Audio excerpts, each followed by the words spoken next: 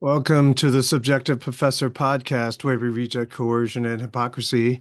This is episode 308, and we're going to talk about the white pill of malice. So uh, I'm sure you know that the Philadelphia Eagles won the Super Bowl, and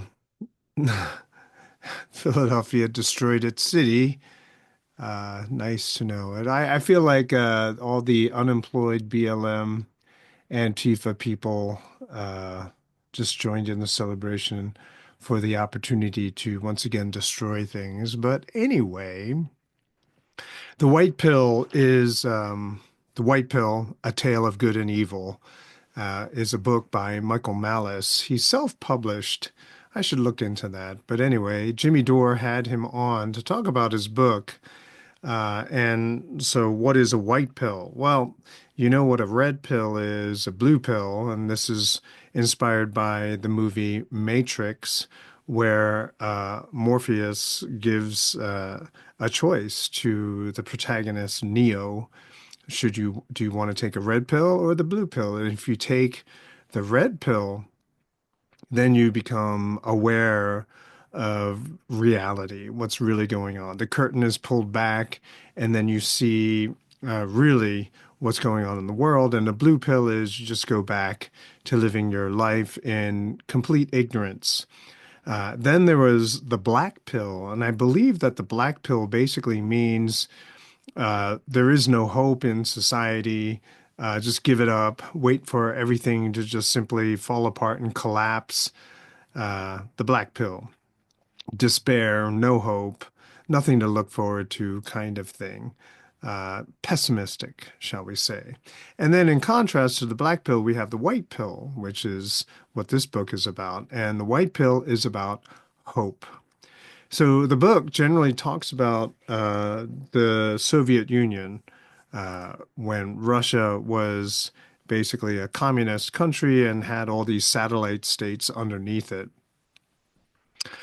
He says that, and this is, I think, partly in from the back cover short description and also what Jimmy Dore was saying on his podcast, but the Soviet Union became the biggest prison in the world. Torture, starvation, you name it, spying on everybody. You couldn't talk freely. Children were encouraged to narc on their parents. And you had to basically make all these public displays of loyalty. Otherwise, you disappeared and probably were sent to Siberia, to the labor camps over there, or straight up executed. You were disappeared. And then all of a sudden they lost, right? And so basically, Malice's argument is that in spite of all of the power that they had, complete control over society, they lost. And so never give up hope. Now, I'm familiar with this kind of, holding on to hope. I explained several times in the past that my father grew up in Korea when it was under the occupation of Japan, which ended in with the end of World War II. And he told us that he was obsessed with studying, right, with learning. And when he was 6 years old, he was precocious. When he was 6 years old, he found out that the highest degree in scholarship is a PhD. And so he said, I'm going to get a PhD one day. And that was his dream. And in order to get a PhD, you had to get to America. And so he started learning English, mostly teaching himself. But of course, the problem was he was a Christian, and Christians were persecuted in Korea. And so, as he was getting older, he started going to elementary school because he refused to bow to the Shinto shrine there.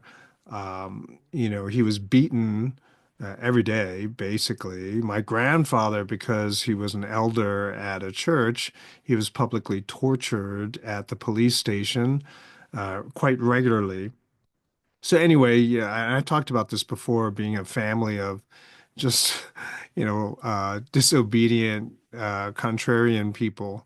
But more than that, I hope you realize. But he told me that, one day he finished sixth grade and he was waiting to go to seventh grade, and he was not allowed. So he had some kind of protection when he was in elementary school, but that protection was gone once he finished, and they weren't letting him continue his education.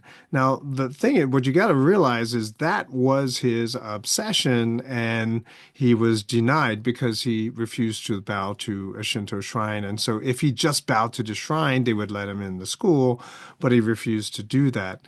And the whole time, he believed that there's no way that the Japanese Empire could last. And you got to understand, there was no internet back in the day. He lived in a very, very small town on an island, actually, off the coast. And so there was no way he was going to get news.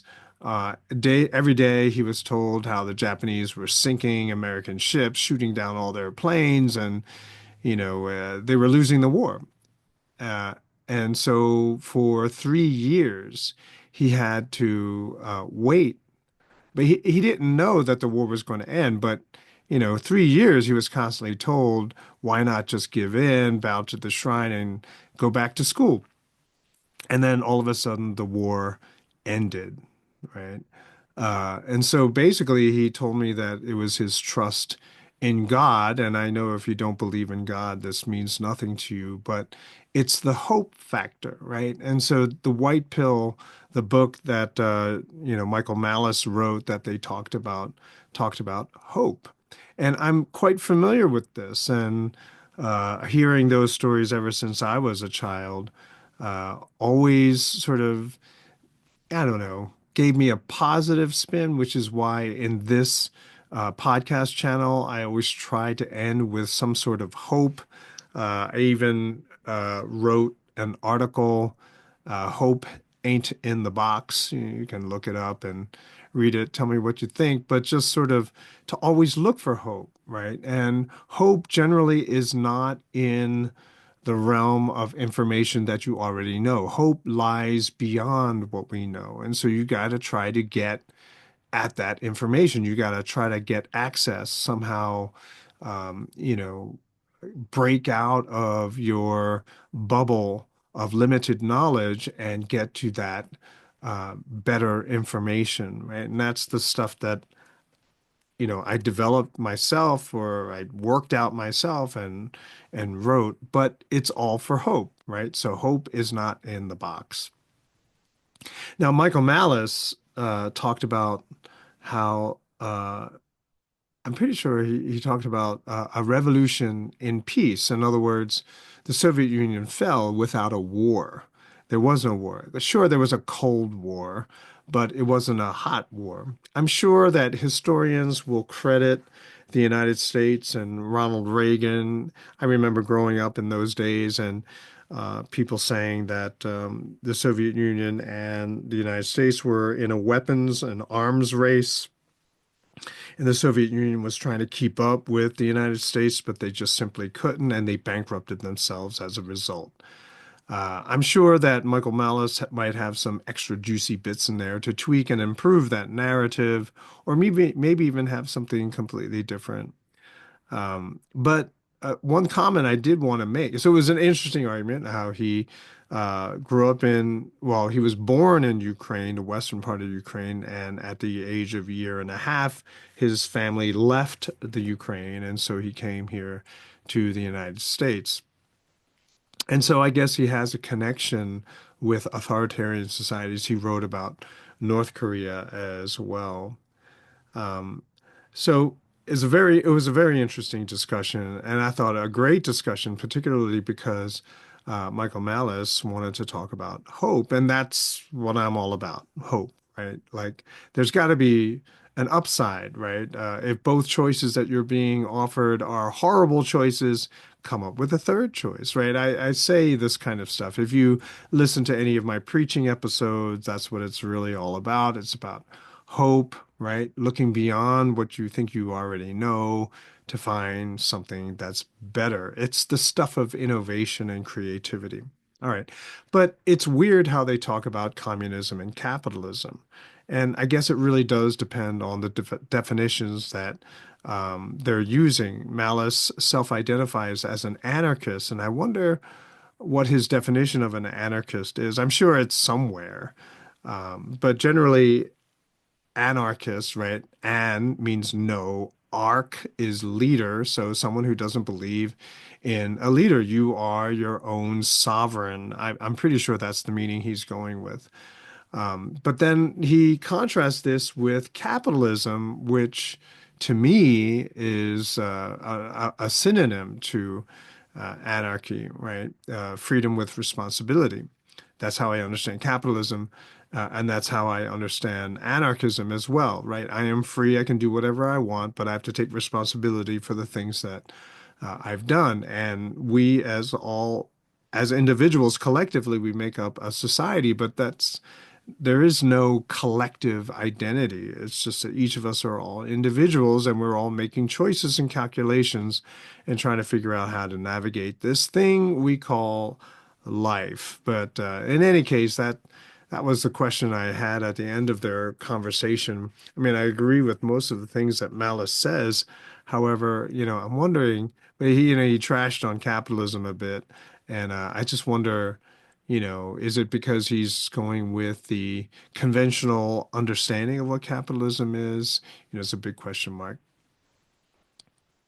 But listening to their discussion, you can't help but think about the power of a narrative, a story that you are basically forced to learn because of the official news outlets, the official educational system, right? So that narrative that you are given from the government, from the state, whether it's the Soviet Union or the United States, right? There's the narrative, the official history, the definitive history of the country versus the conspiracy theories of the oppressed, right? I just made that up just now, right? So you got the official history, the narrative of the country, right?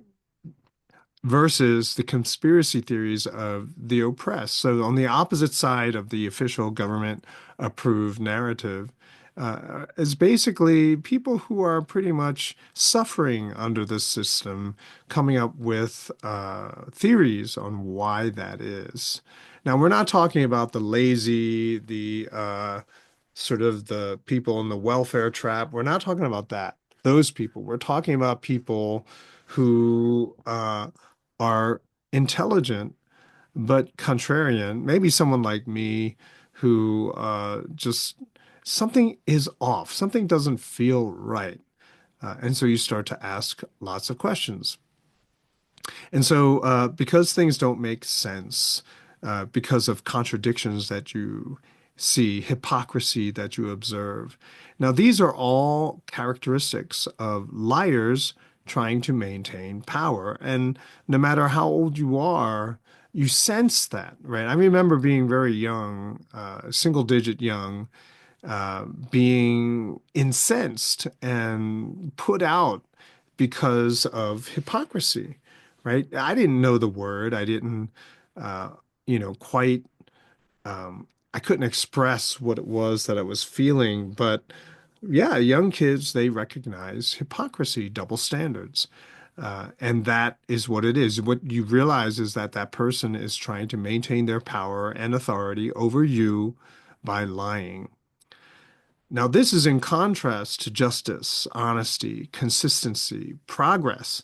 And these are characteristics of peace and prosperity. And so, if everyone is happy, right, then there's no hypocrisy. I mean, and if you point it out, then people will quickly say, oh, you're right. I'm sorry. I won't do that again, right? Or, hey, that's not true. Tell the truth. Oh, you're right. I didn't realize it was not true. I won't repeat that. So in a just society, when people make a mistake, they admit it, and they make amends because of the mistake that they have made. And so this leads to peace and prosperity. People trust each other, people work together, they cooperate with each other, they engage in trade to increase value in the world, all of this stuff. And this is where the hope comes from, at least for me anyway, right? That you can't have hope in a lie. You can't have hope when you're in a box. You can't have hope of something in the future, something beyond, something better if you're not learning anything new, if you are disallowed, right? Where alternate perspectives, alternate information, alternate theories are censored. It's very difficult to have hope, right? Once you realize that you are in a box, then you can start pushing up against the walls of your box, and then finally actualize, bring into reality your hope. I think I have an episode, it's really early, about the box. I talk about it, and so in case you're interested, you can check that out. And finally, let's talk about the DOGE update for the weekend. I think it was on Friday, I saw a tweet from Elon Musk through DOGE that it's great. On the weekends, the government workers go home, whereas DOGE will be working through the weekend. And so basically, he said that's 48 hours of unopposed battle, right? So if you look at it as a war where the government workers, the bureaucracy, the politicians are trying to block and slow down Elon Musk, hey, they're going to keep on working, right? Because there's a job to do, which is completely in line with public and private sector workers, right? If you're a public sector worker, you work for the government, well, your money is guaranteed. It's very difficult to get fired.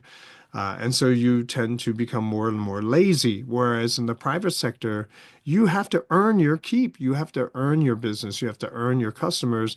And you do that by pretty much working yourself to death. All right, so here are some of the things that were posted today on X. Oh, if you look up Department of Government Efficiency, DOGE, right, you'll get their, I think it's their official handle, and they post things, updates on things that they've stumbled on. All right. So today, some of the things that they posted was the Department of Education, they terminated 89 contracts worth $881 million. One contractor was paid 1.5 million to observe mailing and clerical operations at a mail center. 1.5 million. Wow, that would have been a great gig. I'd take that money. Today, the Department of Education terminated 29 DEI training grants, totaling $101 million. One sought to train teachers to, quote, help students understand, interrogate the complex histories involved in oppression, and help students recognize areas of privilege and power on an individual and collective basis, which we all know is a whole lot of nonsense, but it is terminated. So there's no real need to explain it. So today, the Department of Agriculture terminated 18 contracts for a total of $9 million, including contracts for Central American Gender Assessment Consultant Services. What that has to do with agriculture, I don't know. Brazil Forest and Gender Consultant Services, and Women in Forest Carbon Initiative Mentorship Program. Interesting, right? All that's cut.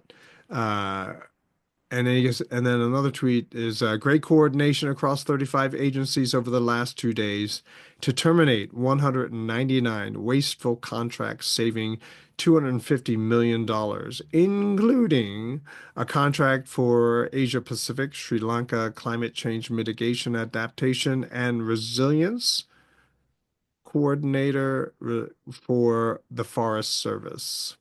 A workshop for intercultural communication, diversity, dialogue, circle communicating across differences.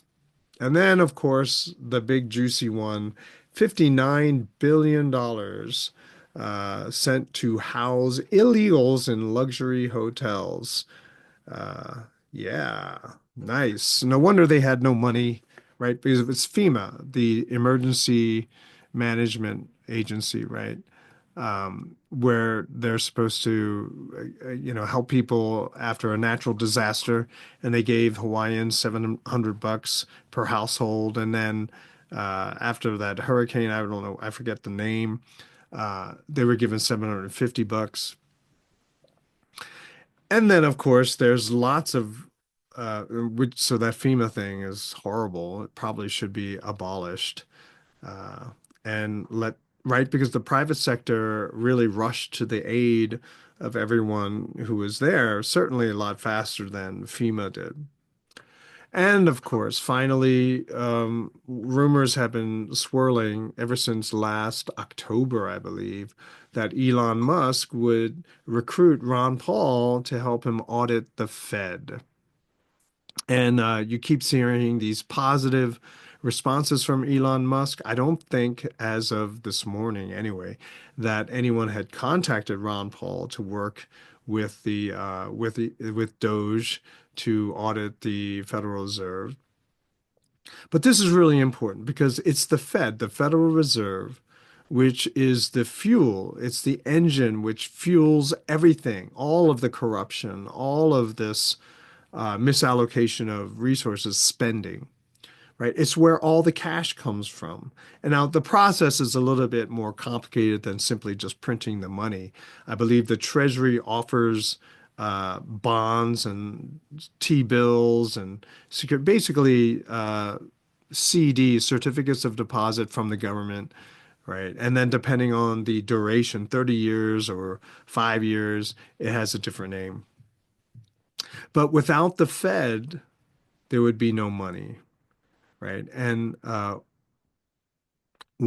since the United States prints the reserve currency of the world, they're able to do this, continually print all this money to fund all these horrible ideas, and we don't have hyperinflation like Germany did, right? Um, so that's what makes it a privilege, an exorbitant privilege that the United States has abused. You might have heard that expression before. So where exactly has the money gone and how are they doing it would become known through an audit of the Fed, something that Ron Paul has been pushing for a very long time. Maybe now at the twilight of his life, he'll be able to pull it off. I mean, that would be legendary if he was able to do it. Uh, Without the funding, it's not possible to do any of these things. So, like, DOGE is going through each department, finding wasteful spending, and then axing it, right? But if you get rid of the Fed, all the money dries up, right? And so now you have to find alternate funding, like people who actually want your services in competition with other services. And you begin to see that, things that you thought were never going to come down in price, you see that happening everywhere. Okay. But unfortunately, we are in a debt bubble that needs more debt. It's like a Ponzi scheme, right? And you need more people to lend you money, right? To go to rack up a debt in order to keep it going. And so this debt bubble, once it starts to deflate, it will pop. A lot of people who thought that they had something, they're going to lose everything. So it's going to be rough. So it makes me wonder, do they have a plan for this? And I forget who I was listening to. They were saying that no, they don't have a plan. They don't think that far ahead. Maybe they don't even realize that a problem is coming. But I feel like they have to realize there's a problem coming. But in any case, um, some believe that all of the Doge efficiency cutting will speed the popping of the debt bubble. Just in closing, then, gold price is over $2,900 now. I saw it playing around with 2945, $2,945. Probably we'll see some sort of pullback, but not that much. And so it's pretty amazing because it's a global market. And so what's happening is countries all over the world are buying gold, and Russia just announced that they're going to be buying silver, and which pushes a lot of stress on the availability side of these materials, right? Mike Maloney, he would say, gold and silver will one day become unobtainium, right? So metals which you just simply can't get. It's a made-up word, just in case. So it's exciting times once again, and who knows? where it'll end up, but just know that pretty much everyone that I listen to believes that it is impossible to avoid the pain that's coming as a result of the debt bubble, which was created by the Federal Reserve, which Ron Paul will gladly help uh, audit. And hopefully, will be able to stay true that Trump has enough juice with his base that he can get them through psychologically this time, these hard times that are coming, the popping of the debt bubble, so that it would be extremely difficult for the Democrats to come back into power and just bring everything back, right? So if we were without any of that, bring it back for another 8 years after Donald Trump, right? The next Republican president would stay true to all of this, make sure the government stays small, solves the Social Security problem and the military problem, and then maybe the Democrats will have to reinvent themselves. So that's it for this episode. I'll talk to you guys next time.